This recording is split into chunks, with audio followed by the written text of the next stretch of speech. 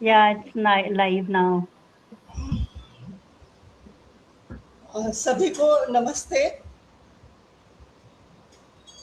ये हमारी 163वीं सृजन संवाद की गोष्ठी है और एक सुझाव उमा जी की ओर से आया कि हम लोग समय और सिनेमा नाम से एक श्रृंखला चलाएं।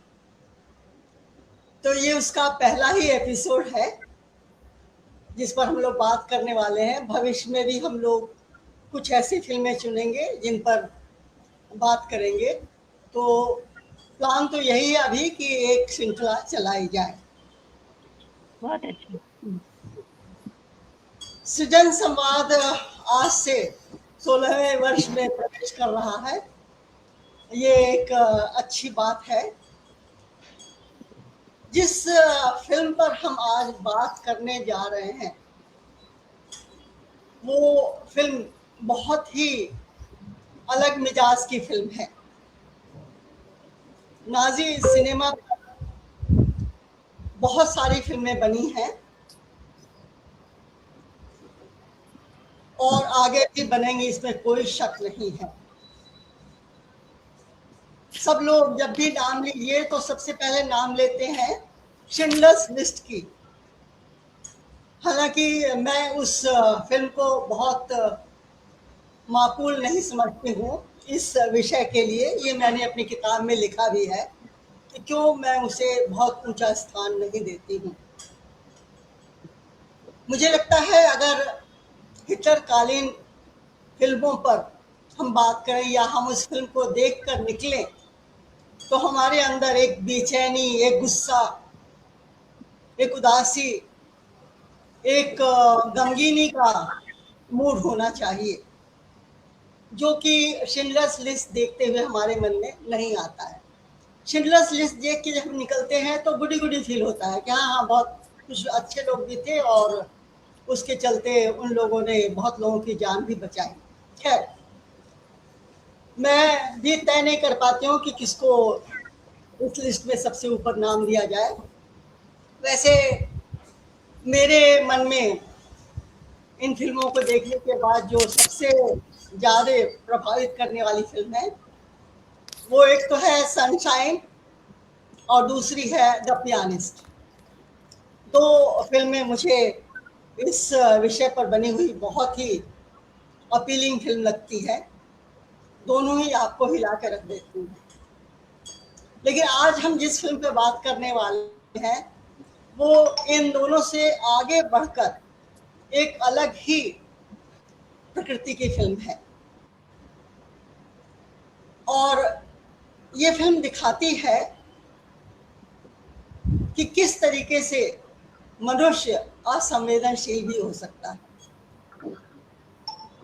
कहा जाता है कि स्त्रियां बहुत ज्यादा संवेदनशील होती हैं, लेकिन इस फिल्म को देखने के बाद मन में इस बात को लेकर के प्रश्न उठता है,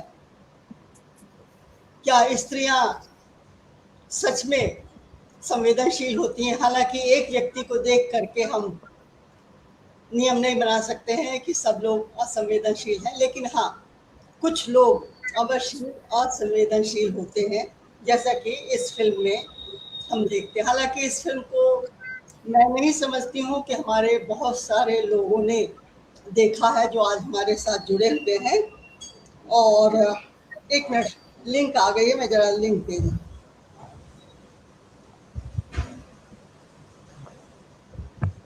आप लिंक को ग्रुप में भी भेज दें विजय जी, लेकिन कई लोग जोड़ने का प्रयास कर रहे हैं।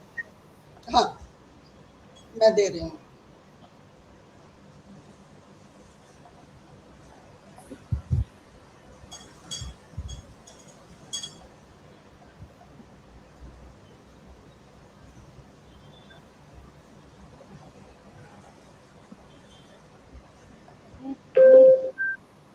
ठीक है, मिल गया लिंक आप लोगों को।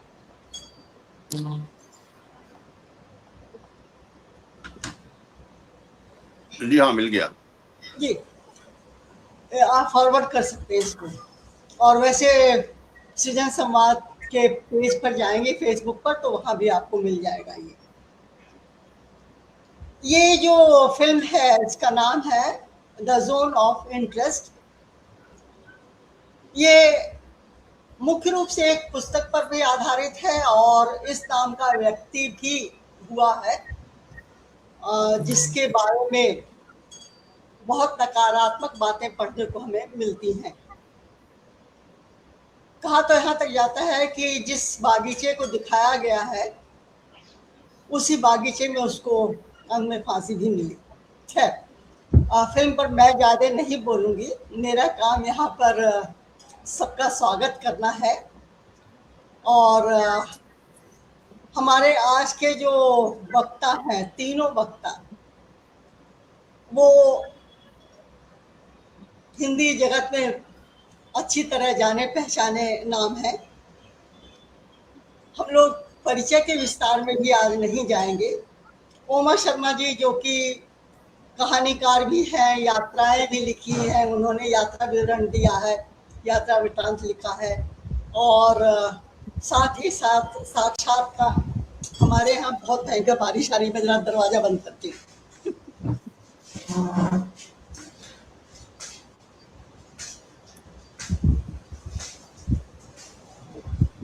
काफी तूफानी मौसम रहता है भुवनेश्वर।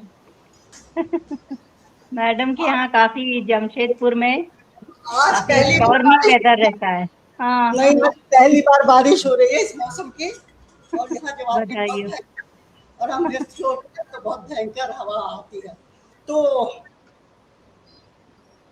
उमा जी के बारे में कह रही थी। उमा जी साक्षात्कारों के लिए भी जाने जाते हैं और कहानीकार के रूप में भी उनका खासा नाम है। स्टीफन स्वैग को हिंदी में लाने का काम उन्होंने किया है।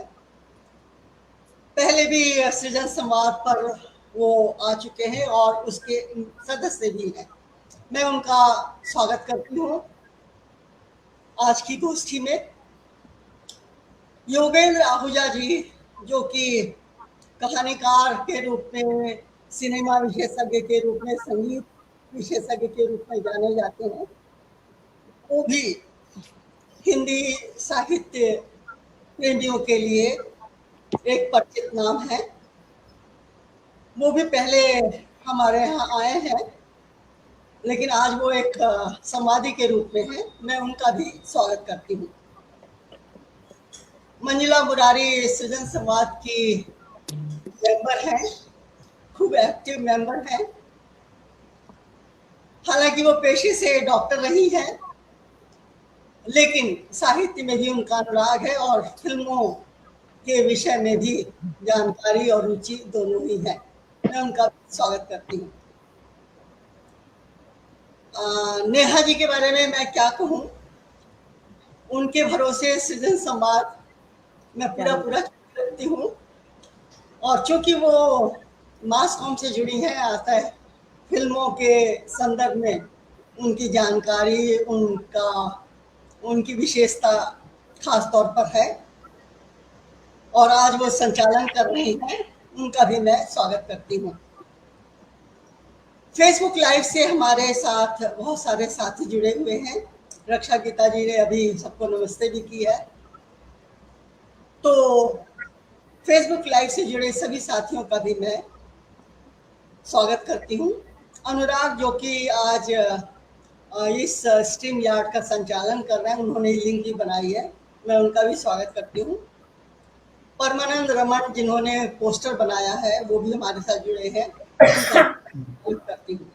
एक बार पुनः मैं सबका स्वागत करती हूँ और सबसे आग्रह करूंगी कि अगर आपने फिल्म देखी हुई है तो एक बार दोबारा देखें, और अगर नहीं देखी है तो द जोन ऑफ इंटरेस्ट जरूर देखें, दोबारा भी देखें और इस पर चिंतन मनन करें, आपस में चर्चा करें, क्योंकि ऐसी फिल्में रोज रोज नहीं बनती हैं।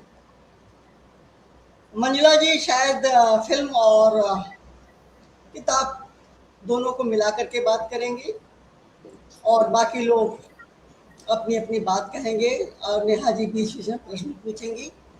फेसबुक लाइव से जुड़े साथियों से मेरा कहना है कि अगर आपके मन में कोई टिप्पणी आती है, कोई सवाल आता है, तो आप अवश्य लिख डालिए ताकि हम उसे यहाँ पर दिखा भी सकें और की ओर से उसका उत्तर देने का भी प्रयास करें।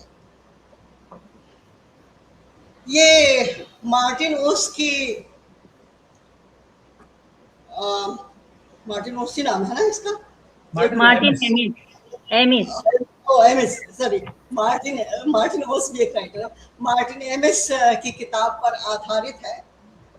किताब बहुत बड़ी है, लेकिन किताब उपलब्ध है, किताब भी आप पढ़ सकते हैं। तो मैं अपनी ओर से ज़्यादा ना कहते हुए, चूंकि संचालन नेहा करने वाली है, मैं उनको ही मंच सौंपती हूँ।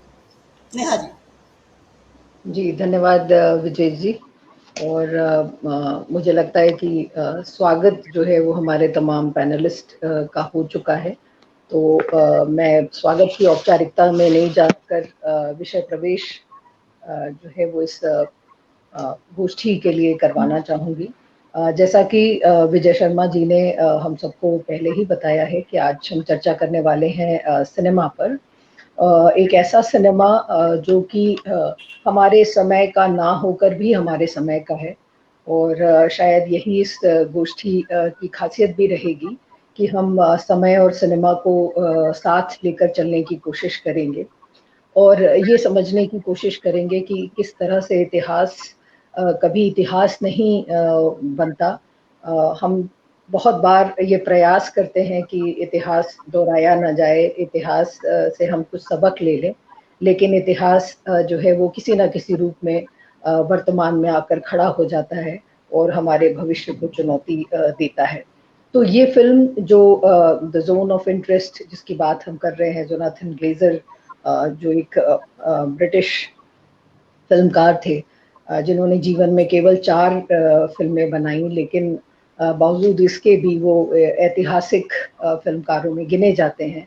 और उनकी जो विजुअल स्टोरी टेलिंग है वो उनकी खासियत रही है। तो फिल्म की तकनीक पर शायद कम या उस पर भी, लेकिन विशेष तौर पर आज हम जिस पर चर्चा करने वाले हैं वो निश्चित रूप से विषय वस्तु है। और ऐसे समय में जब हम समय के ऐसे मोड़ पर खड़े हुए हैं जहाँ पर विश्व में एक हिस्से में युद्ध चल रहा है और हम सुकून से सांस भी ले रहे हैं, शायद हमारे घर में शादियां भी हो रही हैं, शायद हमारे घर में कुछ उत्सव भी हो रहे हैं, शायद हम एक सामान्य जीवन जी रहे हैं, और कभी कभी जब सोचने लगते हैं तो दिमाग में ये आता है कि ऐसा कैसे है कि विश्व के एक हिस्से में कुछ लोग युद्ध की यातनाएं झेल रहे हैं और हम हमारे जीवन जो है वो उससे एक तरह से अनअफेक्टेड दिखते हैं। अगर महंगाई का संदर्भ ना आए तो आमतौर पर लगता है कि सब कुछ ठीक ठाक चल रहा है। कभी कभी जब इतिहास पढ़ते थे, मैं थोड़ी सी भूमिका में जा रही हूँ, कि इतिहास पढ़ते थे तो लगता था कि जब विश्व युद्ध प्रथम हो रहा होगा, द्वितीय हो रहा होगा, तो हम भारतीय के रूप में क्या करते होंगे, क्या हमने उसको रोकने के लिए कुछ नहीं किया, क्या हमारी कोशिशें रही होंगी। ऐसे बहुत सारे लोग होंगे जो कि दूर बैठकर उससे प्रभावित तो हुए, लेकिन उसको बंद करने में उनकी कोई विशेष भूमिका नहीं रही। और आज के संदर्भ में जब हम चीजों को जोड़कर देखते हैं तो लगता है कि आज भी तो वही हो रहा है। हमारी पिछली पीढ़ी ने को अगर हम कोई आरोप देना चाहें कि उन्होंने कुछ नहीं किया, कुल मिलाकर हम भी कमोबेश उसी स्थिति में है।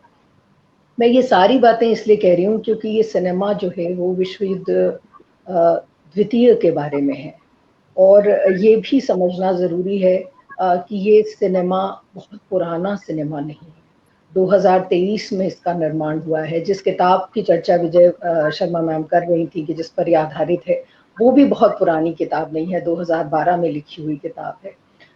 तो अगर कई साल बाद 70 साल 80 साल विश्व युद्ध को खत्म हुए लगभग हो रहे हैं, लेकिन फिर भी अगर वो बार बार हमको याद करना पड़ रहा है, इसका मतलब है कि हम आज भी उसके ट्रॉमा से नहीं निकल पाए हैं, हम आज भी उसके दर्द से, उसकी भयावहता से नहीं निकल पाए हैं। और अगर मैं मनोवैज्ञानिक तौर पर करूं तो कहूं तो ये माना जाता है कि आमतौर पर इस तरह की जो कृत्यों का निर्माण या कृतियों का निर्माण होता है, वो एक तरह से उस पूरी पीढ़ी को उस ट्रॉमा से निकालने के लिए है, उस हालात के बारे में बताते हुए उस ट्रॉमा से निकालने की एक कोशिश होती है। क्या सिनेमा वाकई मदद करता है मनोवैज्ञानिक तौर पर किसी भी ऐसे ट्रॉमा से डील करने में जो कि विश्व युद्ध हमें देकर जाते हैं?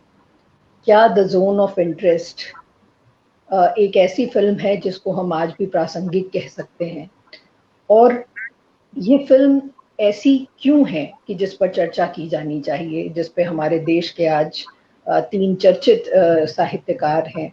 विजय शर्मा मैम को मिला लूं तो 4 साहित्यकार इस समय बैठे हुए हैं और वो चाहते हैं कि इस सिनेमा पे बात किया जाए।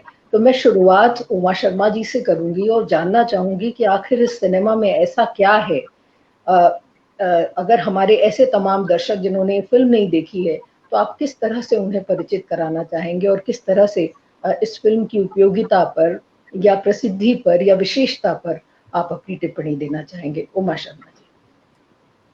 नेहा जी, विजय जी, बहुत शुक्रिया। पहले मैं स्पष्ट कर दूं कि मैं कोई फिल्म विशेषज्ञ नहीं हूं, अलबत्ता जब तक फिल्में देखता रहता हूं और मेरी अपनी पसंद नापसंद है। विश्व युद्ध से संबंधित लेकिन बहुत सारी फिल्में मैंने बहुत रुचि से देखी हैं और उनके अलग-अलग संस्करणों से गुजरते हुए तरह-तरह की अनुभूतियों से गुजरा हूँ। लेकिन जब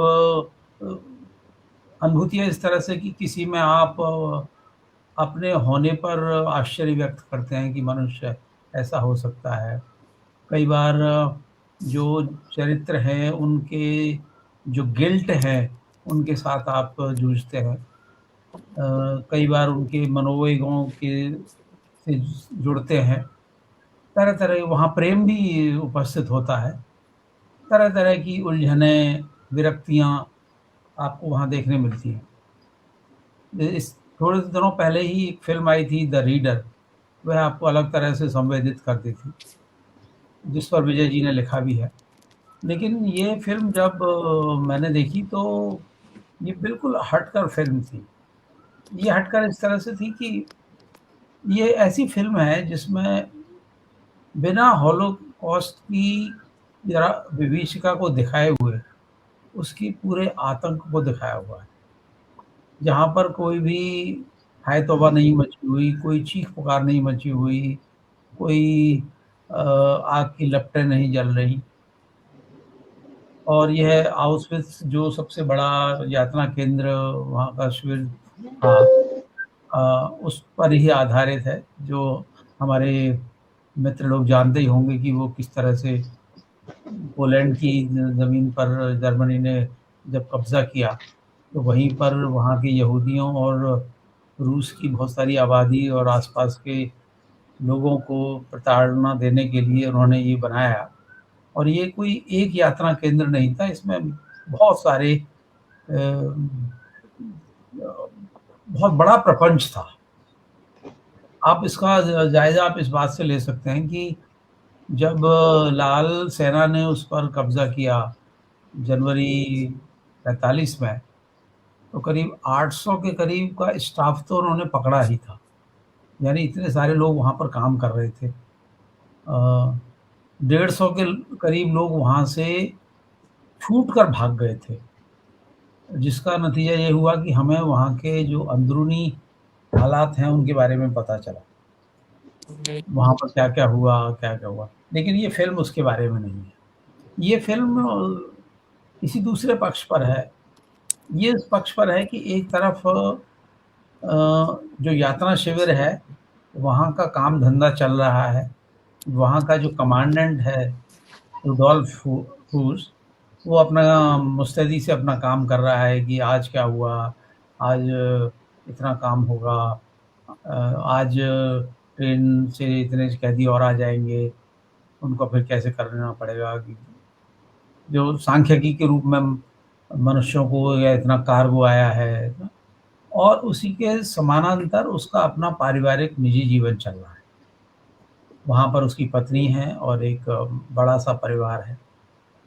जिसकी अपनी एक सांकेतिकता है, क्योंकि सारे आर्यन लोगों को जर्मनी समुदाय में बड़े परिवार को बहुत पोषित किया जाता था कि हमारा खून बहुत उज्ज्वल है, बहुत बड़ा है, इसको इसको बढ़ना चाहिए। तो आप वहाँ देखें, जो कि शायद ज़्यादातर लोग उसको ना देखें, तो वहाँ बहुत अच्छा खासा परिवार है और उसका पालन पोषण वहाँ चल रहा है। वो इसका एक बहुत मामूली और समानांतर पक्ष ही है। लेकिन फ़िल्म केंद्रित है कि हाँ, ये शिविर, यातना शिविर का सब कुछ चल रहा है और एक हल्की-सी दीवार की दूरी है और दीवार भी बहुत ऊँची नहीं है। वहाँ से आप बाकायदा उसके दूसरी तरफ की चिमनियों को और वहाँ से निकलने वाली बहुत तरह की आवाज़ों को, उसके धुएँ को देख सकते हैं और सुन सकते हैं। उसके समानांतर जैसे यहाँ पर अपना स्वतंत्र जीवन चल रहा है। यहाँ चलने वाले जीवन में सभी तरह के सामान्यताएँ शामिल हैं। यहाँ जन्मदिन मनाए जा रहे हैं, यहाँ पार्टियाँ हो रही हैं, यहाँ तरह-तरह के सपने बुने जा रहे हैं, यहाँ नौकरों को डाँट-डपट भी लगाई जा रही है, जैसे आप सामान्य ढंग से जीवन में करते रहते हैं। मतलब जो चीज़ बहुत भयावह ढंग से आपकी इस दीवार के उस तरफ हो रही है, उसका आपको कोई ख़्याल नहीं है। तो क्या वास्तव में ख़्याल नहीं है? क्या उसकी जानकारी में नहीं है ये बात? यहाँ पर ही ये बात सवाल आती है कि ये इसको हम कहेंगे जैसे बनालिटी ऑफ ईविल, यानी वो है, लेकिन वो अब आपके जैसे रक्त के प्रवाह में बहुत सामान्य ढंग से शामिल हो गया है। उस व्यक्ति के तो इसलिए क्योंकि वो उस पूरी प्रशासनिक ढांचे का हिस्सा है, उसे तो काम करना ही है, और उसकी पत्नी को इसलिए क्योंकि वह उसकी लाभार्थी है। वह लाभार्थी इस तरह से है कि उसको एक बहुत बड़ा घर मिला हुआ है और वो जहाँ उसने वो बगीचा बनाया हुआ है, उसको लेकर वो काफ़ी गर्वित महसूस कर रही है। वो सबको दिखाती है कि देखिए यहाँ मैंने ये लगाया है, यहाँ मैं लगाया, उसका मन लग रहा है उसमें। इतना कि कुछ समय बाद जब फ़िल्म में दिखाया जाता है कि रुडोल्फ हुस का तबादला हो गया है, तो उसका दिल बैठ जाता है कि मैं तो यहाँ से नहीं जाऊँगी। मुझे तो ये जगह बहुत पसंद है। यहाँ तो इतना अच्छा है, सब कुछ तो यहाँ पर मिलता है। काम करने वाले हैं, खाना-पीना सब अच्छा है, बच्चों का मन है यहाँ। तो ये चीज़ जिसको निर्देशक ने कहा भी है, this is about demystification of evil, यानी हम राक्षस वृत्ति को हम सोचते हैं कि कोई राक्षस होता है तो उसके बहुत बड़े-बड़े दाँत होते हैं, उसके बड़े-बड़े नाखून होते हैं और वो बहुत देखने में हिंसक लगता है।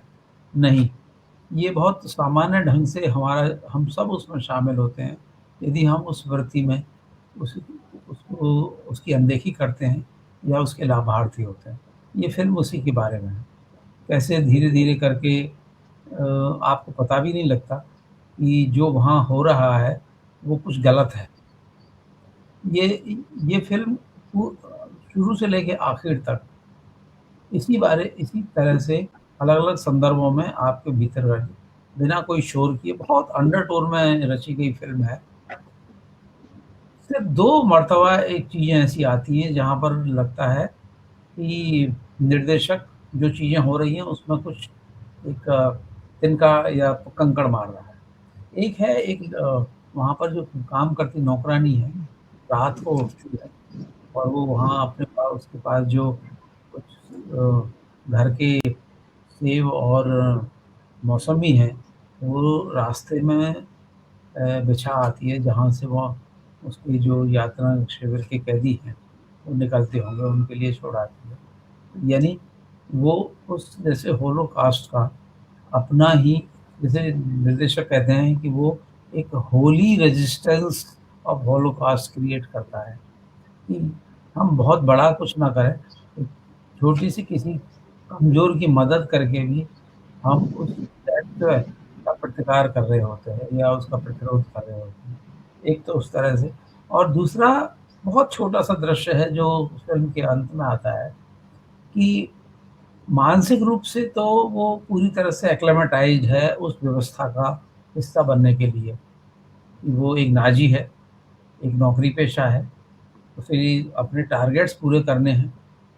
लेकिन कभी-कभी हमारा जैसे शरीर हमसे दगा कर जाता है। शरीर उन लगातार उन कैदियों को वहाँ पर गैस के से प्रताड़ित होते हुए, उनके शवों को जलते हुए देखते हुए, उनकी पीड़ा को देखते हुए, वो इतना अवचेतन में ही भर, जिसको आप चेतन में नहीं घुसने दे रहे हैं, वो जैसे आपके अवचेतन का इस तरह से हिस्सा हुआ है कि एक स्टेज पे आती है जब वो आप उससे भर उठते हो, अवचेतन में ही। तो जब वो सीढ़ियाँ उतर रहा है एक जगह, तो उसको थोड़ी-सी उल्टी होने को हो रही है, तो समझ नहीं आता उसको। तो इस फ़िल्म की एक खूबसूरती दरअसल इसकी बहुत अंडरटोन में कही बातें और उसकी सांकेतिकता ही है। इसलिए आपको बहुत बारीकी से इसको देखना होगा। ये फ़िल्म इस चूँकि जर्मन में ही उसको उसके डायलॉग्स हैं, तो अंग्रेजी में उसके सबटाइटल्स तो आपको मिल जाएँगे, लेकिन बहुत ध्यान से आपको पढ़ना देखना पड़ता है। इसलिए कई बार आपको पीछे रिवर्ट भी करना पड़ता है कि ये क्या कहा गया है, कैसी बात कही है, किस चीज़ को लेकर है। जैसे घर में एक दृश्य चल रहा है कि एक नक्शा है कि वो बताया जा रहा है कि देखिए ये जो 4 बड़े-बड़े हॉल हैं, यहाँ पर तापमान 1200 डिग्री होगा, तो आपको पहले यहाँ पर भेजने हैं 300 लोगों को। फिर यहाँ पर इनको फिर कर देंगे, तो फिर यहाँ से आगे खाली कर देंगे। इनका तापमान फिर नीचे आ जाएगा, तो ये धीरे-धीरे ये खाली होने लगेंगे, इनका तापमान आप नीचे ले आएँगे। ये सब वार्तालाप घर के अंदर हो रहा है। तो घर में सब कुछ हो रहा है, तो ये मानना कि उसको घर के बाकी सदस्यों को पता नहीं होगा, ये कोई गुंजाइश इसमें नहीं है। वो सब कुछ पता है, लेकिन एक इतनी सहजता से पता है कि वो आपको हिट नहीं कर रहा है, और यही इस फ़िल्म का जैसे मुख्य तत्व है। उसको ऐसी तरह से बताना कि हम इस तरह से उस सार्वजनिक प्रपंच में शामिल हैं, बिना शामिल हुए भी। मैं सोचता हूँ अगर ज़रूरत पड़ी तो उसके बाद इसके कोई दूसरे पक्षों की ज़रूरत हुई तो हम मैं बाद में बोलूँगा। जी बहुत धन्यवाद उमा जी। और मेरा ख्याल है कि पूरी फिल्म की पृष्ठभूमि को भी स्पष्ट किया है आपने, और तमाम दर्शकों के लिए एक संवेदनशील बिंदु जो है वो इस सिनेमा के वो आपने प्रस्तुत किए हैं। तब वो जब स्वयं देखेंगे तो मुझे लगता है उन्हें आपकी कही हुई बहुत सारी बातें याद आएंगी।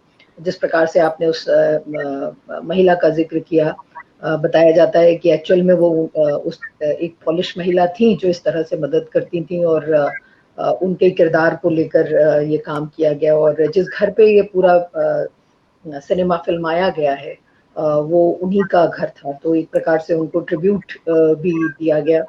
और निश्चित रूप से फिल्म में बहुत सारे सिंबल्स हैं, और जैसा कि आपने कहा कि वॉयलेंस नहीं दिखाती है फिल्म, किसी प्रकार की हिंसा नहीं दिखाती, लेकिन फिर भी हम सबके अंदर की जो हिंसा है उसको उजागर कर जाती है। ये इस फिल्म की विशेषता है। हमारे साथ योगेंद्र आहूजा जी हैं, और कई बार आपका भी सृजन संवाद में आना हुआ है, एक लेखक के रूप में, एक वक्ता के रूप में। शायद मैं पहली बार जो है वो आपको सुनूंगी व्यक्तिगत तौर पर, एक बस ये बात है। लेकिन इस सिनेमा के संदर्भ में, द जोन ऑफ इंटरेस्ट के संदर्भ में, क्योंकि हम ये मानते हैं कि कलाकृतियां या कोई भी एक आर्ट वर्क जब सार्वजनिक कर दिया जाता है तो वो किसी लेखक का या किसी पेंटर का या किसी फिल्मकार का नहीं रह जाता, बल्कि उस देखने वाले का, उस सराहने वाले का, उस समीक्षा करने वाले का हो जाता है, जो उसका उपभोग कर रहे होते हैं, जो उसका दर्शन कर रहे होते हैं। तो योगेंद्र जी, जब आप एक दर्शक के रूप में इस सिनेमा को देखते हैं, द जोन ऑफ इंटरेस्ट को, और उसको आज के संदर्भ में हमारे तमाम दर्शकों को जोड़कर अगर बताना चाहते हैं तो आपके क्या विचार इस सिनेमा को लेकर होंगे? मैं आपको आमंत्रित करती हूँ आपकी अपनी राय, अपना दृष्टिकोण, अपना नजरिया इस सिनेमा के प्रति बताने के लिए। नमस्कार विजय जी, उमा जी, मल्लिका जी और नेहा जी। उमा जी ने अभी बड़े विस्तार से इस फिल्म के बारे में बताया, फिल्म के निर्देशक के बारे में, फिल्म की संरचना के बारे में।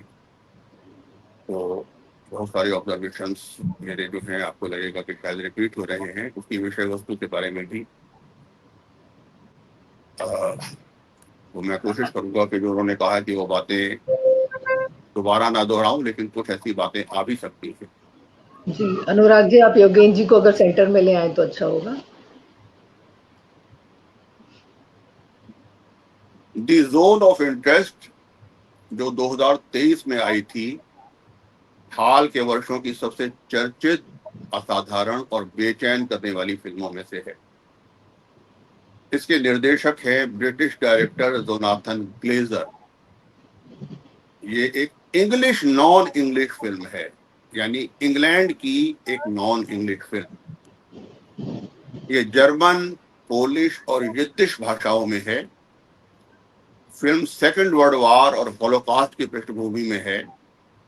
तो ये विषय ऐसे हैं जिन पर यूरोप में बेशुमार फिल्में बनी हैं, लेकिन इस फिल्म की शैली और संरचना उन तमाम फिल्मों से बिल्कुल अलग है।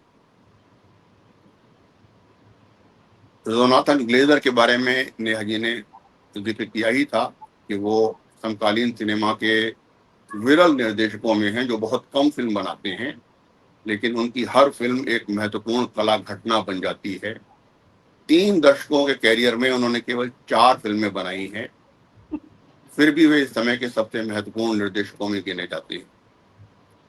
उनकी फिल्मों की विशेषताएं हैं कम संवाद, खामोशियां और ध्वनियां, धीमी मगर सम्मोहक गति, और कुल मिलाकर फिल्म की संरचना ऐसी जो दर्शक को असुविधा में डालती है। वो दर्शक को ये नहीं बताते कि उसे क्या महसूस करना चाहिए। यानी दूसरे शब्दों में वे ऐसे डायरेक्टर हैं जो हमारी भावनाओं या सोच को डायरेक्ट नहीं करते। वे सिर्फ चुपके से दर्शक को सच्चाई के रूबरू खड़ा कर देते हैं। इसके बाद अर्थ की खोज दर्शक को स्वयं करनी होती है। तो उनकी बाकी फिल्मों की तरह इस फिल्म की गति भी धीमी है। पारंपरिक नाटकीय घटनाएं बहुत कम हैं, संवाद सीमित हैं, माहौल और पार्श्व ध्वनियां अधिक महत्वपूर्ण हैं। कैमरा अक्सर एक दूरी बनाए रखता है, जैसे कोई सर्विलेंस कैमरा जिंदगी को चुपचाप दर्ज कर रहा हो।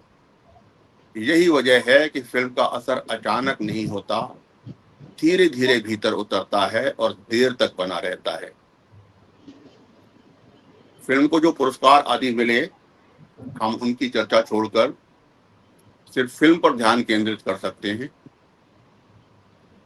इसका केंद्रीय किरदार है रुडोल्फ हॉस, जो नाजी यातना शिविर ऑशविट्ज का कमांडेंट था। वो अपने परिवार के साथ शिविर की दीवार के ठीक बगल में बने एक सुंदर घर में रहता है। परिवार एक साधारण, आरामदेह, लगभग आदर्श जीवन जीता दिखाई देता है। वे गार्डनिंग करते हैं, पिकनिक बनाते हैं, बच्चों का पालन पोषण करते हैं, अपने बच्चों से किसी भी साधारण माँ बाप की तरह प्रेम करते हैं। रुडोल्फ रात को सोते समय अपनी बच्ची को परी कथाएं सुनाता है, लेकिन उसी दीवार के पास इतिहास के सबसे बड़े नरसंहारों में से एक घटित हो रहा है। तो फिल्म की सबसे बड़ी विशेषता यह है कि यह होलोकॉस्ट को या अत्याचारों को प्रत्यक्ष नहीं दिखाती। इस विषय पर बनी अधिकांश फिल्में जुल्म और अत्याचारों और कत्लेआम को सीधे पर्दे पर दिखाती हैं, मगर ये फिल्म खामोशियों, दूर से आती आवाजों और रोजमर्रा की आम जिंदगी के मामूली लम्हों के जरिए एक ऐसी दहशत पैदा करती है जो फिल्म खत्म हो जाने के बाद भी पीछा नहीं छोड़ती। कैमरा कभी भी शिविर के भीतर नहीं जाता। दर्शक गैस चैम्बरों, हत्याओं को या कैदियों की यातना को नहीं देखते। वे केवल दूर से आती चीखें, गोलियों की, ट्रेनों की आवाजें और भट्टियों की गूंज सुनते हैं। तो यही आवाजें धीरे धीरे फिल्म का सबसे खौफनाक हिस्सा बन जाती हैं। जो दिखाई नहीं देता वही सबसे ज्यादा परेशान करता है। इसके जो साउंड डिजाइनर थे, उनका नाम था जॉनी बर्न। महीनों तक उन्होंने शोध करके ऐसी ध्वनियां तैयार की थी जिनका असर ये होता है कि दर्शक चाहे कुछ न देख रहा हो, लेकिन उसे लगातार महसूस होता रहता है कि दीवार के उस पार कुछ भयावह घट रहा है। फिल्म का केंद्रीय विचार है, जैसा ओमा जी ने जिक्र भी किया, बुराई की सामान्यता या बैनलिटी ऑफ इविल। भयानक अपराध हमेशा ऐसे लोग नहीं करते जो देखने में दरिंदे हों। अक्सर बिल्कुल आम, शरीफ और घरेलू जिंदगी वाले लोग भी खौफनाक जुल्मों का हिस्सा हो जाते हैं।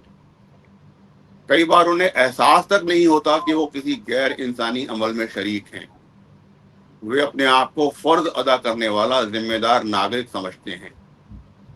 अत्याचार करते हुए वे उसे अत्याचार की तरह महसूस नहीं करते, बल्कि उन्हें यकीन होता है कि वो राष्ट्र, व्यवस्था या किसी उच्चतर उद्देश्य की सेवा कर रहे हैं, अपना कर्तव्य पूरा कर रहे हैं। तो फिल्म सवाल उठाती है कि मनुष्य अपने निजी जीवन और सुख सुविधाओं में कैसे इतना डूब सकता है कि ठीक बगल में घट रही भीषण अमानवीयता या तो उसे दिखती नहीं या मामूली लगने लगती है। फिल्म में जो घर दिखाया गया है और बगीचा, परिवार और ऑशविट्ज की दीवार से सटा निवास, ये सब ऐतिहासिक और वास्तविक है।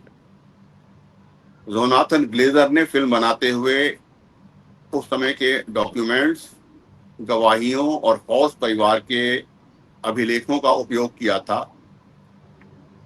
तो यही फिल्म की सबसे विचलित करने वाली बात है कि ये किसी काल्पनिक खलनायक की कहानी नहीं है।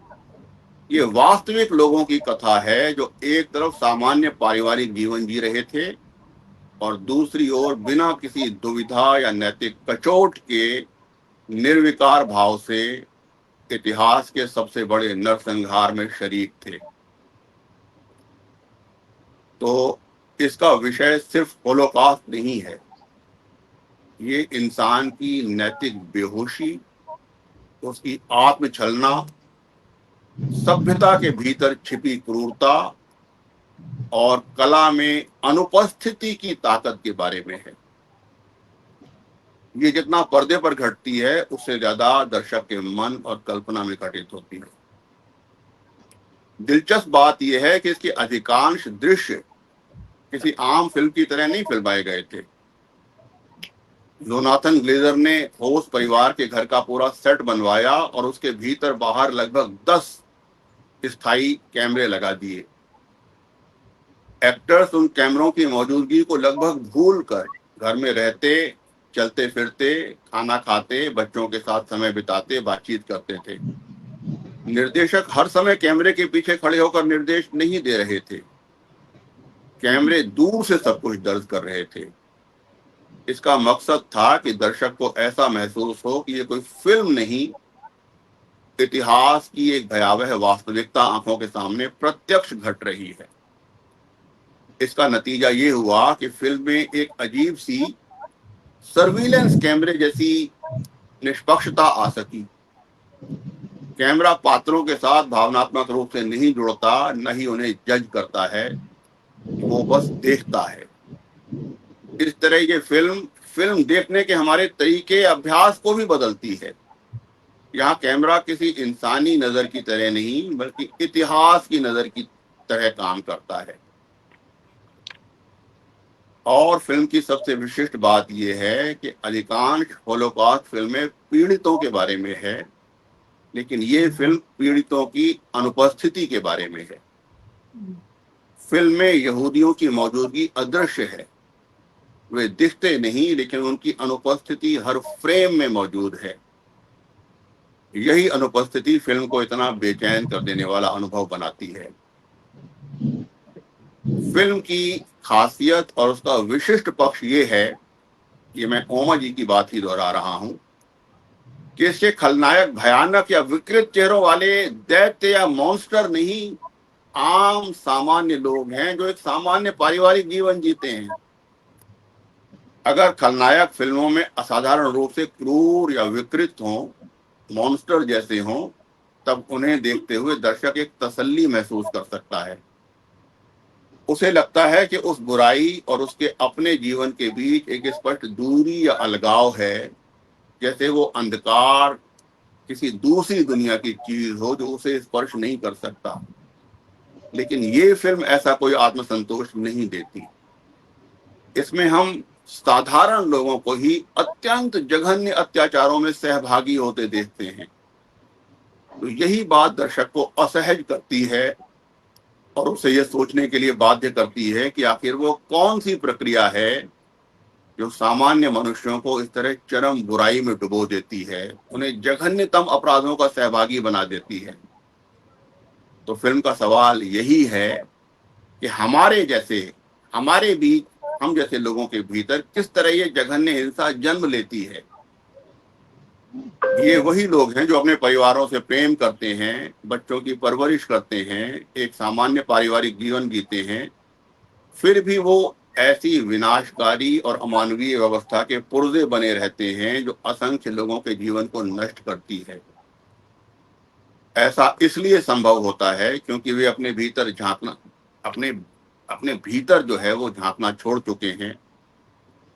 उन्होंने आत्म परीक्षण और एक नैतिक अवेयरनेस का परित्याग कर दिया है और सिर्फ आज्ञा पालन को ही सर्वोच्च मूल्य मान लिया है। तो ये फिल्म जो है ऑश्विट्ज़ के हॉलोकॉस्ट के बारे में है, लेकिन इसको ये कहना गलत होगा कि ये सिर्फ इतिहास की या किसी विशेष घटना की कहानी है। ये दर्शक को, यानी हम सबको अपने भीतर देखने के लिए भी बाध्य करती है।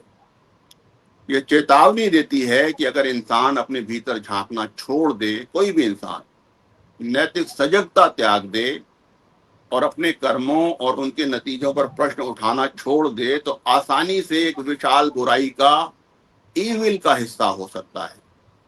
फिल्म की सबसे गहरी और बेचैन करने वाली बात यही है। यहाँ ऑश्विट्ज़ की असली भयावहता गैस चैम्बरों में नहीं, बल्कि उस बगीचे में है जहाँ फूल खिल रहे हैं और लोग खुद को अच्छा इंसान समझ रहे हैं। तो फिल्म का जो स्टेटमेंट है वो ये भी है कि बुराई का सबसे खतरनाक रूप वो नहीं है जो खुलकर सामने आता है, बल्कि वो है जो अपने आप को भलाई, कर्तव्य और सामान्य जीवन के रूप में छिपाए रखता है। तो मैं समझता हूं कि फर्स्ट राउंड में फिल्म के बारे में मेरी ओर से इतना कहना पर्याप्त है। फिर दूसरे राउंड में जो और बातें होंगी, फिल्म के विचार के बारे में हम बात करेंगे। तो नेहा जी इसकी कार्यवाही को आगे बढ़ाएं। जी धन्यवाद योगेन जी। और बहुत ही सुंदर तरीके से और सिलसिलेवार तरीके से बहुत ही विचार प्रधान आपने बातें रखी हैं। मैं सचमुच वही सोच रही थी कि इस पूरे सिनेमा में कैमरा कभी शिविर के भीतर नहीं जाता, लेकिन जो आवाज़ें वहाँ से आती हैं वो हमारे भीतर रह जाती हैं और लंबे समय तक उसकी तकलीफ और उसका दर्द जो है वो हम तक छोड़ कर जाती हैं, सोचने पर मजबूर करती है। ये फिल्म पर्दे पर अंधेरा होने के साथ खत्म नहीं होती, बल्कि मुझे लगता है शुरू होती है, और यही इस फिल्म की विशेषता है। बहुत सारी विशेषताएं जिनका जिक्र आपने किया, जो ग्लेज़र की एक्सपेरिमेंटल सिनेमा जिसको हम कहते हैं, जिस प्रकार से साउंड का उपयोग हुआ है, जिसके लिए उनको एकेडमी अवार्ड भी मिला, बेस्ट इंटरनेशनल सिनेमा के रूप में भी ये सिनेमा पुरस्कृत हुआ। और जिस प्रकार से आप बता रहे थे कि उन्होंने एक्सपेरिमेंट किया कि कैमरे लगा दिए, और आप देखेंगे कि सिनेमा में क्लोजअप बहुत कम है, और जिस तरह से चीज़ों को डॉक्यूमेंट किया गया है, वो लगता है कि घटनाएं अपने आप हो रही हैं और उनकी केवल रिकॉर्डिंग हो रही है। वहाँ कोई निर्देशक नहीं है और निर्देशक अपनी उपस्थिति को बिल्कुल जताना और बताना नहीं चाहते हैं दर्शकों को। तो ऐसी बहुत सारी चीज़ें योगेन जी ने तकनीकी रूप से भी बताई और विचार की दृष्टि से भी उन्होंने ये बताया कि किस प्रकार से मानवीय संवेदनाएं जो है वो इस सिनेमा के माध्यम से सिखाने की कोशिश, बताने की कोशिश, जताने की कोशिश जो है वो निर्देशक करते हैं। और इसीलिए ये सिनेमा जो है वो कालजयी हो जाता है। ये सिनेमा प्रासंगिक रहता है क्योंकि मानवीय संवेदनाओं का हास होते हम आज भी अपने आसपास देख रहे हैं। युद्ध के हालात और आतंक के हालात आज भी बिल्कुल वैसे ही हैं जिससे पूरा समाज जो है वो लड़ रहा है। मैं अब आमंत्रित करूंगी मंजुला मुरारी जी को। उनसे विशेष आग्रह रहेगा कि आप किताब और सिनेमा में किस प्रकार का अंतर है, परिवर्तन है, क्योंकि जब माध्यम बदलता है तो हम जानते हैं कि उसके प्रस्तुति के तरीके भी बदल जाते हैं। तो निर्देशक ने क्या रखा है, क्या छोड़ा है, क्या प्रेरणा ली है, या बिल्कुल वैसे ही किताब को उतारने की कोशिश की है, और अगर जो कोशिश है उसमें वो कितने सफल रहे हैं और कितने चूक गए हैं, इन पर चर्चा जो है वो की जाए ताकि हम समझ सकें कि सिनेमा के रूपांतरण में हमने क्या खोया और क्या पाया है। मंजुला जी। थैंक यू नेहा जी, धन्यवाद। बहुत ही अच्छी पिक्चर के बारे में हम लोग की चर्चा चल रही थी। जिसके बारे में मैं बात करना चाह रही हूँ वो शायद फिल्म से हमें थोड़ा सा दूर ले जाए, लेकिन क्योंकि ये इस उपन्यास पे आधारित है, उपन्यास खुद भी बड़ा फेमस रहा है। जो अंग्रेजी उपन्यासकार हैं एमिस, मार्टिन एमिस, उनकी ये बड़ी काफी प्रशंसा किए जाने वाली एक कृति रही है। उन्होंने शायद ये उपन्यास, जैसे नेहा जी भी बता रही थी, कि 2012-2014 इस टाइम में ये पब्लिश हुआ है। तो इसमें, और जैसे अक्सर हमने देखा है कि जो बहुत इम्पोर्टेंट फिल्में बनती हैं, जैसे डॉक्टर ज़िवागो बनी और वॉर एंड पीस बनी, कई सारी फिल्में बनती हैं, तो जो मूल किताब है और फिल्म जो है उसमें थोड़े से डिफरेंसेस होते हैं। ये शायद हो सकता है सिनेमेटोग्राफिक टेक्निक के कारण ये एक ज़रूरत होती हो, लेकिन उसके बारे में मैं जिक्र नहीं करना चाह रही क्योंकि वो मेरी एक्सपर्टाइज नहीं है। ये है कि ये बुक जो मैंने अभी पहले फिल्म देखी थी, उसके बाद मेरा इंटरेस्ट जगा कि इस फिल्म को मैं, इस किताब को पढूं। बुक मुझे किसी कारण से नहीं मिल पाई थी, तो बहुत सारे अवेलेबल यूट्यूब पे जो भी मटेरियल है उसमें मैंने देखा। फिर अभी विजय जी की कृपा से मेरे को इसकी ई कॉपी पढ़ने को मिली है, तो मैंने उसमें थोड़ा टाइम लगाया। हालांकि बहुत डिटेल में मैं नहीं पढ़ पाई क्योंकि वक्त थोड़ा कम था, लेकिन थोड़ा संक्षेप में बताना चाहूँगी कि मेन डिफरेंसेस बुक में और फिल्म में क्या क्या हैं। तो जो ये किताब लिखी गई थी, ये फिल्म बनने से करीब 10-12 साल पहले लिखी गई थी, लेकिन उसमें मेन रूप से 3 या 4 डिफरेंसेस इसमें हैं। जो मुख्य कथा है वो 6 अध्याय में है, और 6 के भी 3-3 सब अध्याय हैं, और उसके बाद एक छोटा सा उपसंहार है। इसके जो फिल्म के किरदार हैं रूडोल्फ, उनके अलावा इसमें मुख्य भूमिकाओं में 2 लोग और हैं। एक है नाती अधिकारी, उनका नाम मैं थोड़ा पूरा इसमें पढ़ूं, एंजेलस थॉमसन, और एक यहूदी, मतलब उसे अधिकारी तो नहीं कहना चाहिए, लेकिन ऐसे लोग हैं जिनको कुछ ड्यूटीज दी गई हैं। उसका नाम है शमुल जकारियास। आई होप मैं इसको सही प्रोनाउंस कर रही हूँ, थोड़ा सा मुश्किल नाम है। वो ऐसे यहूदी कैदी थे जिनको बहुत सारे काम नाजियों ने उनके सुपुर्द कर दिए थे। जैसे यातना शिविर में जब ट्रेनें पहुंचती थी, उसमें से भीड़ को निकाला जाता था, उसमें से सिलेक्शन किया जाता था, कि क्योंकि उन्हीं में से इन लोगों ने कुछ मैन फोर्स, लेबर भी थोड़ा छांटना था। तो जो लोग शारीरिक रूप से थोड़े सक्षम थे उनको अलग कर लिया जाता था। बाकी लोगों को उनका सारा सामान वहाँ प्लेटफॉर्म में निकलवाना, उनके बाल कटवाना, उनके एक अलग किस्म के कपड़े पहनाना, और फिर उनको शिविर में ठूस ठूस के भर देना, वहां से गैस चेंबर में ले जाना, और गैस चेंबर के बाद उनको, जो उनकी मृत्यु हो जाए उसके बाद उन शवों को ठिकाने लगाना। ये सब के लिए इन्होंने एक पूरी फोर्स बनाई हुई थी। उसको इन्होंने नाम दिया था सौंडर कमांडर। तो सौंडर कमांडर जो इसमें एक प्रमुख है वो है शमुल जकारियास। तो ये फिल्म 3 लोगों के अपने अपने नजरिए से कही गई है, जो किताब में कही गई है। एंजेला थॉम्सन का कुछ पार्ट है, फिर पॉल डॉल या रूडोल्फ है उनका कहा हुआ पार्ट है, और जकारियास के दृष्टिकोण से। तो हर बार जो है इनके अलग अलग चैप्टर हैं और उसमें किस तरह से कहानी डेवलप होती है। जैसे जो थॉम्सन है, एक उसमें उनका एक छोटा सा साइड वेज ये भी किया है कि वो पॉल डॉल की पत्नी जो है उनकी तरफ कुछ आकर्षित होते हैं। हालांकि ये प्रेम प्रसंग कोई डिटेल में नहीं दिखाया गया बुक में भी, लेकिन उनके आपस में कुछ पत्राचार वगैरह हुआ है जो कि रूडोल्फ या पॉल डॉल को पता चल जाता है, और वो अपनी पत्नी को ही इस तरह से प्रताड़ित करना चाहते हैं कि वो चाहते हैं कि इनको रास्ते से हटा दिया जाए। तो जो सौंडर कमांडर था उसको वो एक तरह से उसके साथ में मंत्रणा करते हैं और उसको एक स्कीम बताते हैं कि मेरी पत्नी की तुम हत्या करो। तो यहाँ तक मतलब वो बढ़ गया था उसका। तो इस तरीके के जो उतार चढ़ाव कहानी में आते हैं वो चैप्टर्स में किस तरह से डेवलप किया है मार्टिन अमिस ने, वो पढ़ने के लायक है। तो फिल्म देखने के बाद मुझे बहुत इच्छा जागृत हुई कि मैं बाकी चीज़ों के बारे में भी पढूं।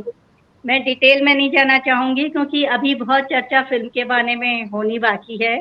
बस जो लोग इसमें इंटरेस्टेड है मैं उनसे कहूँगी कि इस किताब को पढ़ने की कोशिश करें, क्योंकि इसमें कई सारे दृष्टिकोण दिए हैं।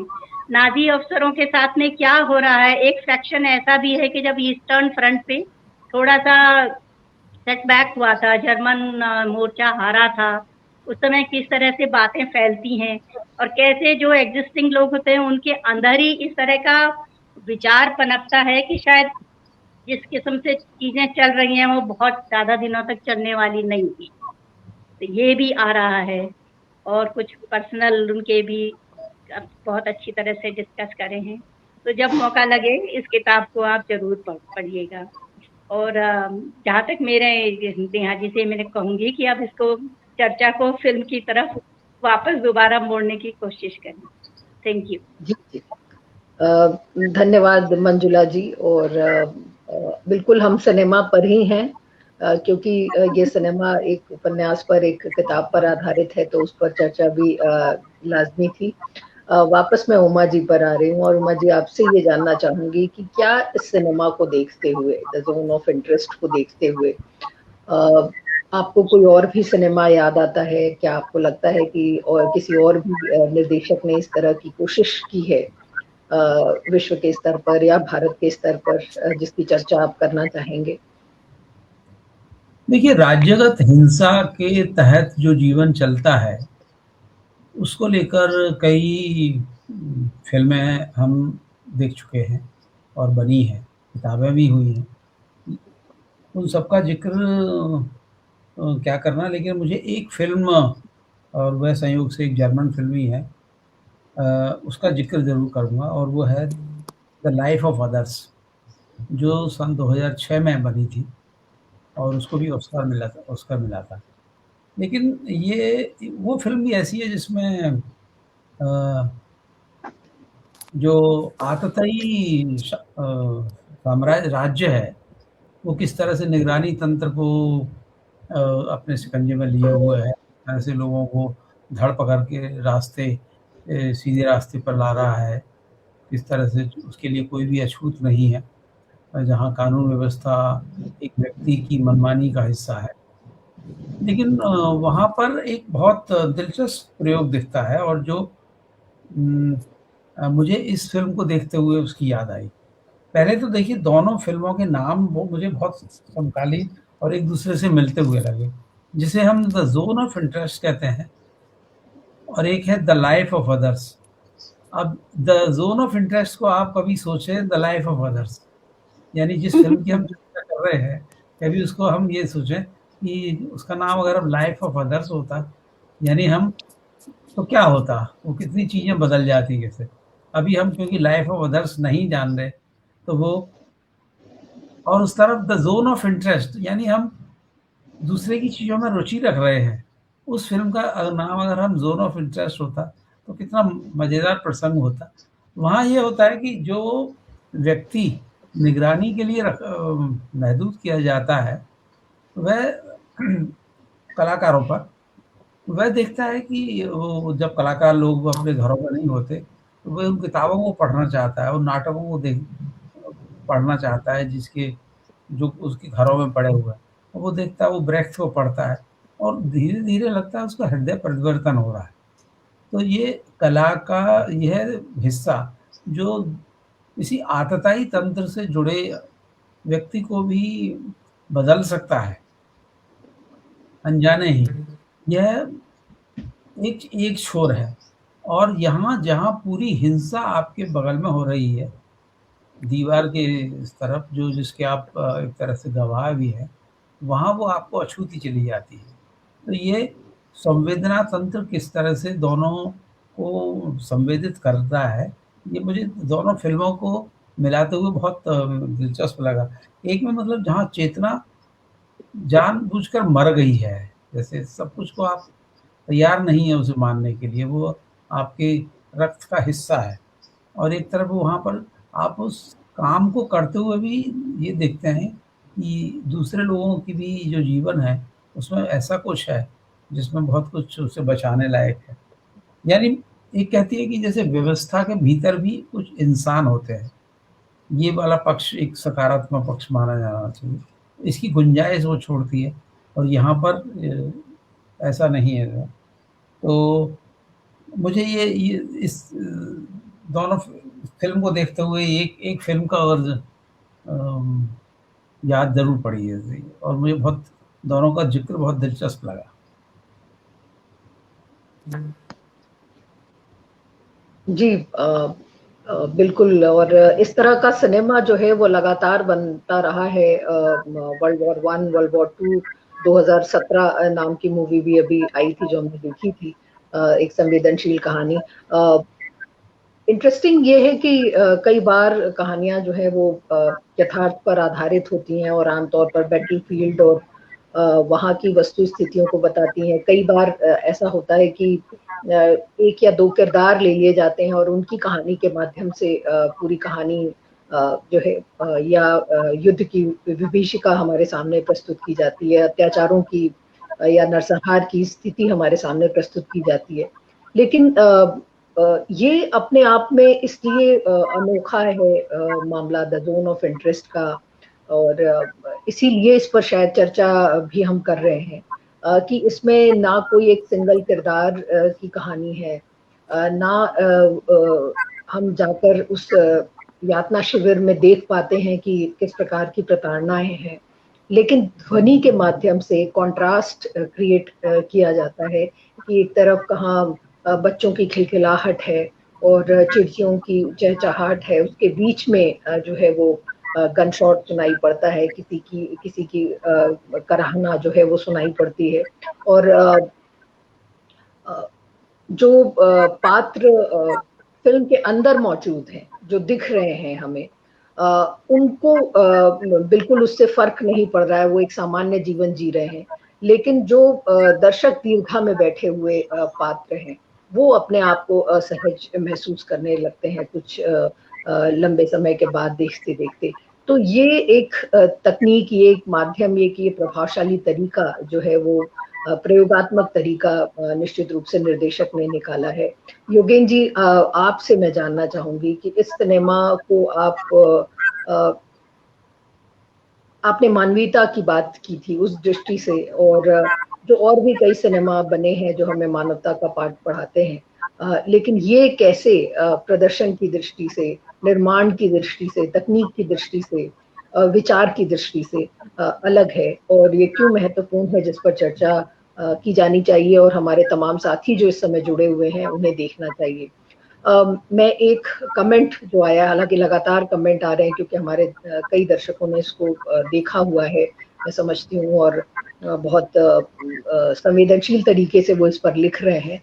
हमारे एक दर्शक वैभव मणि त्रिपाठी जी लिख रहे हैं कि फिल्म देखते हुए ऐसा महसूस होता है जैसे सारे ज़ॉम्बी की तरह रिएक्ट कर रहे हैं। तो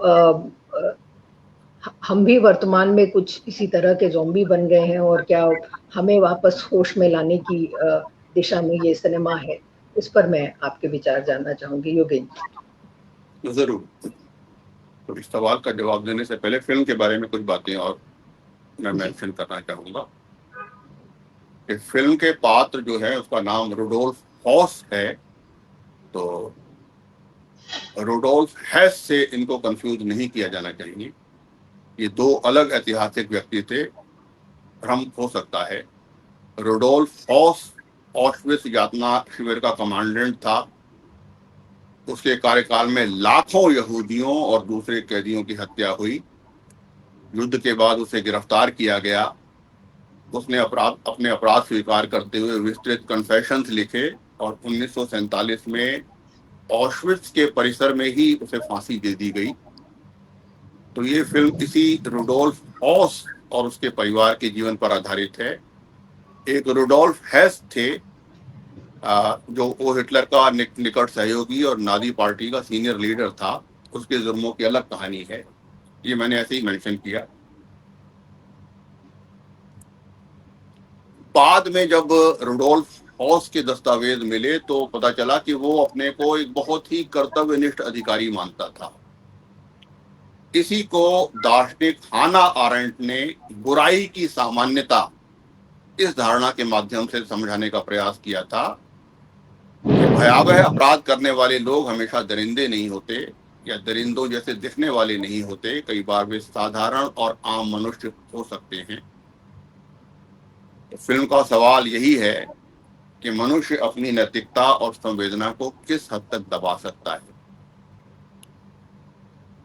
एक जरूरी जिक्र ये है, यहाँ इसको करना आवश्यक है कि फिल्म के जो सबसे रहस्यमय और चर्चित जो ब्लैक एंड व्हाइट दृश्य हैं, जिसमें एक लड़की रात के अंधेरे में कहीं जाती हुई दिखाई देती है, उनका प्रेरणा स्रोत एक वास्तविक पोलिश किशोरी अलेक्जेंड्रा बाइस्ट्रोन कोवोजाइचिक थी। वो एक वास्तविक पोलिश प्रतिरोध कर्मी थी जो ऑश्विट्ज़ के पास प्रेश्चे नामक कस्बे में रहती थी। वे वास्तव में अपनी किशोर अवस्था से ही नाजी शासन के विरुद्ध काम करने लगी थी, लेकिन वो शासन तो इतना दमनपूर्ण था कि वो शुरू में तो एक प्रतीकात्मक प्रतिरोध ही रहा उनका। वे ऑश्विट्ज़ के आसपास कैदियों के लिए भोजन और छोटी मोटी सहायता गुप्त रूप से छोड़ जाया करती थी। तो फिल्म में लड़की जो सेव और भोजन छिपा कर रखती है, वो उसी ऐतिहासिक प्रसंग का रूपांतरण है। जोनाथन ग्लेजर ने इन दृश्यों को इंफ्रारेड कैमरे से फिल्माया था, जिससे वो थोड़े ड्रीमी या स्वप्न जैसे प्रतीत होते हैं। इन दृश्यों का एक गहरा प्रतीकात्मक अर्थ है। पूरी फिल्म में हम जो देखते हैं वो रंगों, फूलों और घरेलू सुख सुविधाओं से भरी सुंदर दुनिया है, लेकिन उस दुनिया के भीतर घोर डार्कनेस, एक नैतिक अंधकार है। इसके उलट ये दृश्य बाहरी तौर पर अंधेरे में डूबे हैं, लेकिन इन्हीं में एक मानवीय और नैतिक रोशनी है। यही एकमात्र पात्र है पूरी फिल्म में जो दूसरों के लिए जोखिम उठाकर कोई मानवीय कार्य कर रही है। यही कह सकते हैं कि ये दृश्य जो है फिल्म का नैतिक केंद्र है या उम्मीद और प्रतिरोध का छोटा सा द्वीप है। ये लड़की फिल्म में जो साइकिल इस्तेमाल करती है वो वास्तव में इन्हीं जो जिनका मैंने नाम लिया उनकी वास्तविक साइकिल थी, और लड़की द्वारा पहनी गई ड्रेस भी उनकी वास्तविक पोशाक पर आधारित थी। और 2024 के ऑस्कर समारोह में पुरस्कार स्वीकार करते समय ग्लेजर ने इस फिल्म को अलेक्जेंड्रा को ही समर्पित किया था। तो एक तरह से वो उस रोशनी का, मानवीय रोशनी का प्रतीक है जो सबसे अंधेरे समय में भी बुझती नहीं। मैं इस फिल्म के बारे में सोचते हुए कुछ और जो ख्याल आए, शायद ऐसा ना लगे कि वो फिल्म से थोड़ा दूर जा रहा हूं। ऑस्ट्रियाई मनोविश्लेषक विल्हेल्म राइख की प्रसिद्ध किताब है the mass psychology of fascism. शायद आपने पढ़ी होगी या इस किताब के बारे में जानते होंगे। ये 1933 में छपी थी। तो इस फिल्म और हन्ना अरेंट की पेनल्टी ऑफ इविल अवधारणा और विल्हेल्म राइख की इस किताब के भीतर इनके बीच में एक गहरा रिश्ता दिखाई देता है। हन्ना अरेंट कहती हैं कि बड़ी बुराइयां हमेशा राक्षसी लोगों द्वारा नहीं की जाती, कई बार साधारण, आम, नियम पालक और अच्छे नागरिक भी भयावह अपराधों के सहभागी बन जाते हैं। वे सोचना बंद कर देते हैं और अपने विवेक या अंतरात्मा को ताक पर रखकर सिर्फ आदेशों का पालन करने लगते हैं। ये फिल्म इसी विचार का सिनेमाई रूप है, लेकिन राइस इससे एक कदम आगे जाते हैं। वे पूछते हैं, लोग तानाशाही या तानाशाहों का विरोध क्यों नहीं करते, वो फांसीवाद का समर्थन क्यों करने लगते हैं? तो उनका उत्तर था कि फांसीवाद केवल ऊपर से थोपी गई राजनीतिक व्यवस्था नहीं है, उसकी जड़ें इंसान के चरित्र, परिवार, परवरिश और मानसिक संरचना में होती है। कठोर पितृसत्तात्मक परिवार, अंध आज्ञाकारिता, सत्ता भय और इस भय के कारण आत्मदमन, सामाजिक दमन, ये सब मिलकर ऐसे व्यक्तित्व गढ़ते हैं जो किसी मजबूत नेता के आगे समर्पण करने के लिए तैयार रहते हैं।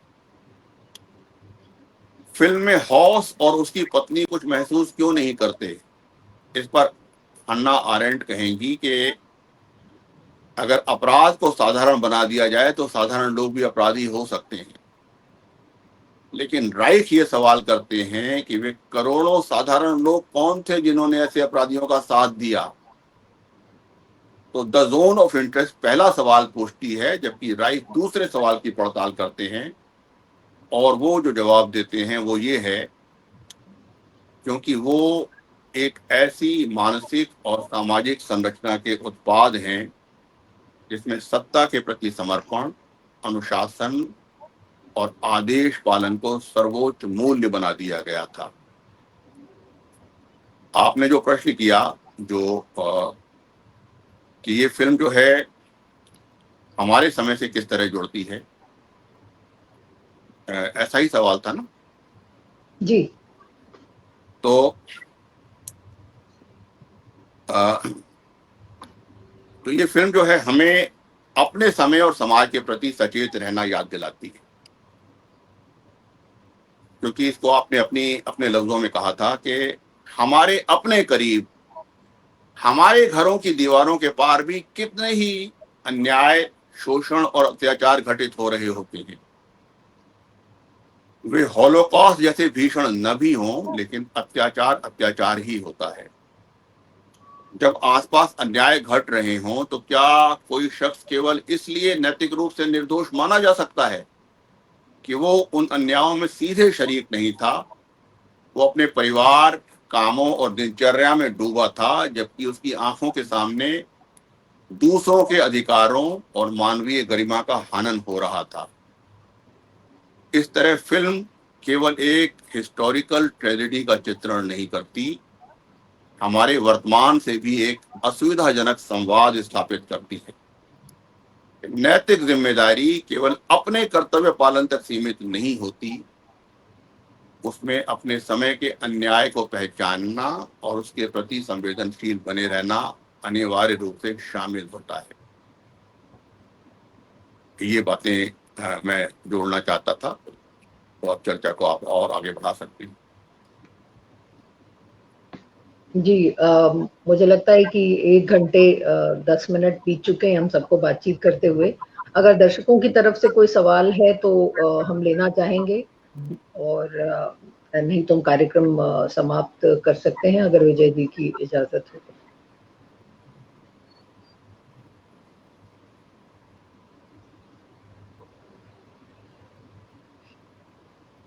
अगर हमारे तमाम सुनने वालों की तरफ से अगर कोई सवाल है, हमारे पैनलिस्ट हैं तीनों, उनमें से किसी के लिए या तीनों के लिए, तो आप भी लिख सकते हैं अपने कमेंट बॉक्स में, हम सवाल कर लेंगे।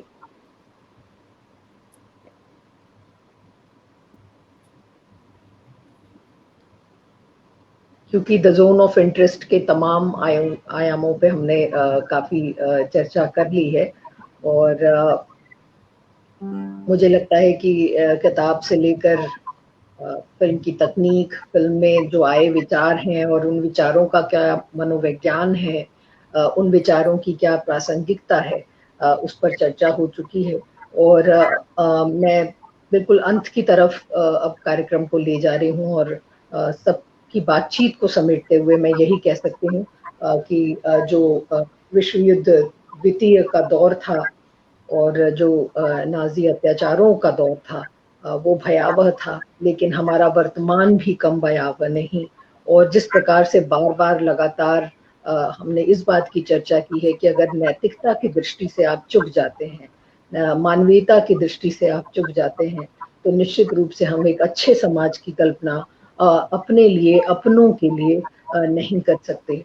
वो जमाना बहुत भयावह था, वो नरसंहार बहुत खतरनाक था।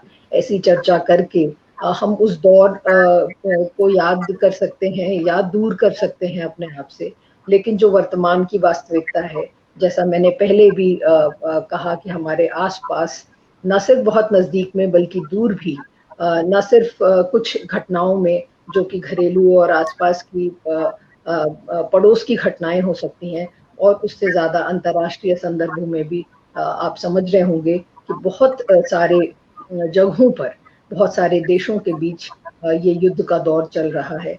हम अपने विचार जब भी इस युद्ध के प्रति रखते हैं, हम जब अपने विचार हिंसा के प्रति रखते हैं, हम जब अपने विचार किसी समुदाय के प्रति रखते हैं, तो मुझे लगता है कि एक संवेदनशीलता का भाव हमारे भीतर रहना चाहिए, जो ये फिल्म हमें दिखाती है। ये जोन ऑफ इंटरेस्ट जो है वो हम शायद खुद तय करते हैं कि हमारा जोन ऑफ इंटरेस्ट क्या होगा, और वो जोन ऑफ इंटरेस्ट की दिशा सही होना चाहिए। यही ये इस फिल्म को दिखाने का प्रयास था। उमा जी ने बहुत अच्छे तरीके से अपनी बातों को रखा। योगेंद्र जी, मैं क्या कहूँ, इतने संतुलित तरीके से आपने अपनी बात रखी और इतना ज्ञानवर्धक जो है वो आपके विचार रहे कि मैं आपको जितना धन्यवाद दूं कम होगा। और मंजुला जी ने किताब की चर्चा करके हम सबके मन में एक आकर्षण जो है वो पैदा कर दिया है कि हमने सिर्फ एक पर्सपेक्टिव से अभी सिनेमा देखा है, और दो पर्सपेक्टिव क्या कहते हैं उस पे हम जरूर जानने की कोशिश इस किताब के माध्यम से करेंगे। उमा जी, आप हमारे कार्यक्रमों में आते रहें। योगेंद्र जी, हम आपको और भी सुनना चाहेंगे, और मंजुला जी, आपका भी संपर्क और साथ सृजन संवाद के साथ बना रहे। और इन सब को जोड़ने वाली जो डॉक्टर विजय शर्मा मैम हैं, उनके लिए भी हम हृदय से धन्यवाद प्रेषित करते हैं कि वो इस तरह से कार्यक्रम का आयोजन करती रहें, सबको जोड़ती रहें, संवाद बिठाते रहें तमाम साहित्य और सिनेमा के प्रेमियों के बीच। और सबसे बड़ा धन्यवाद उन लोगों को जो आज इस फेसबुक लाइव में हम लोगों को लगातार सुन रहे हैं और अपने कमेंट्स दे रहे हैं। हम चाहेंगे कि आप पर्दे के उस पार ना रहें, कभी कभी पर्दे के इस पार भी आएं, और आप सबके सहयोग से जो है वो सृजन संवाद का संसार बढ़ता रहे। तो इसी के साथ अगले कार्यक्रम में, जो कि 164th गोष्ठी होगी सृजन संवाद की, हम सब फिर जुड़ेंगे अगले महीने। तब तक के लिए सभी को मेरी तरफ से नमस्कार। धन्यवाद सर, बहुत